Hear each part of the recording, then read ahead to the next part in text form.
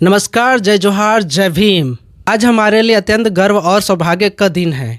हम सब जानते हैं कि आज बाबा साहब डॉक्टर भीमराव अंबेडकर जी की जयंती है, लेकिन हमारे गांव के लिए यह दिन और भी खास बन गया है, क्योंकि आज ही के दिन हमने बाबा साहब की प्रतिमा का अनावरण भी किया है। यह कार्य किसी अकेले एक व्यक्ति का नहीं, बल्कि पूरे गांव ने मिलकर किया है। गांव के हर बुजुर्ग, हर युवा और हर महिला पुरुष ने इस ऐतिहासिक पल को साक्षी बनने के लिए अपना योगदान दिया। यह हमारे एकता और बाबा साहब के प्रति समर्पण का प्रतीक है।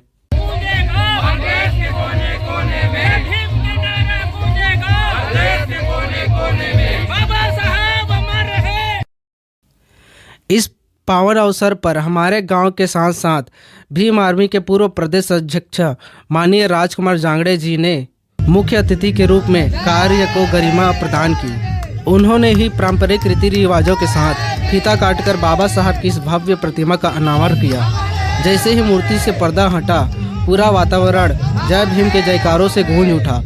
सभी ने बाबा साहब के सामने शीश झुकाकर उन्हें नमन किया।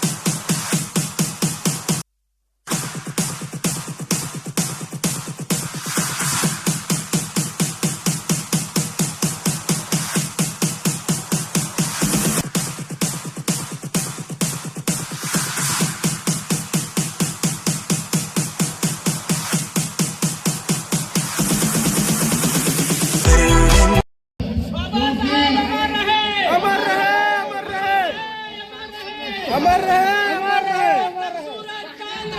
बाबा तेरा नाम रहेगा, तब तक सूरज चांद रहेगा।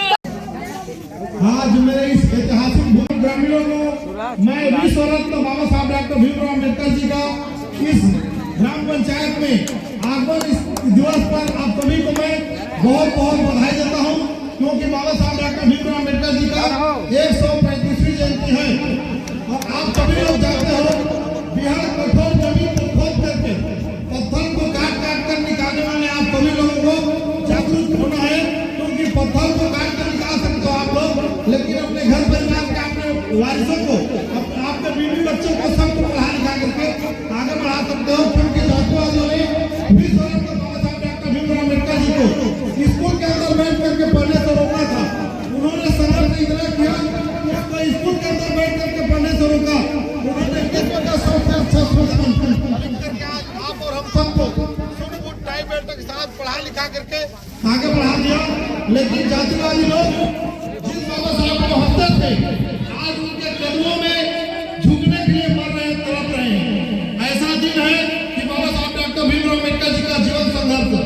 मैं आप सभी लोगों को बता दूं, इस देश में जितने भी लोग हैं, पढ़ लिख करके जितना भी डिग्री बना ले, लेकिन बाबा साहब डॉक्टर भीमराव अम्बेडकर जी को पढ़ लिख नहीं पाया तो वो सब डिग्री बेकार है।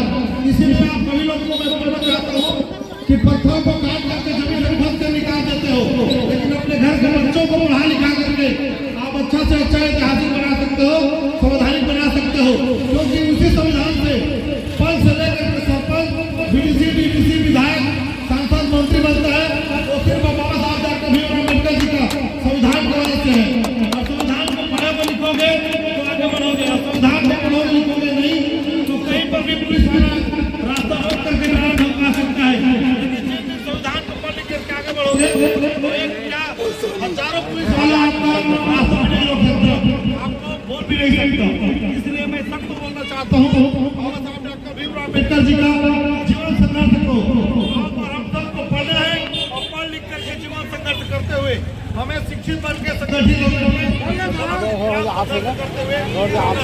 क्योंकि इसी गांव की बात किया जाए तो हमारे घर परिवार के सब लोग इस इमली के नीचे बैठ करके बड़े पैमाने में ताश खेलते हैं, ताश और जुआ खेलते हैं, लेकिन अच्छा पढ़ लिख करके संवैधानिक जानने का कोशिश नहीं करते।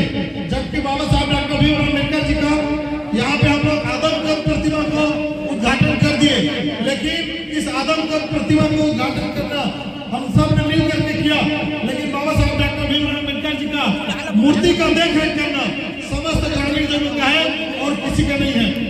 अंत में मैं इस सफल आयोजन के लिए पूरे गांव वालों को और विशेषकर भीम आर्मी के पूर्व प्रदेश अध्यक्ष माननीय राजकुमार जांगड़े जी का हृदय से धन्यवाद करना चाहता हूं।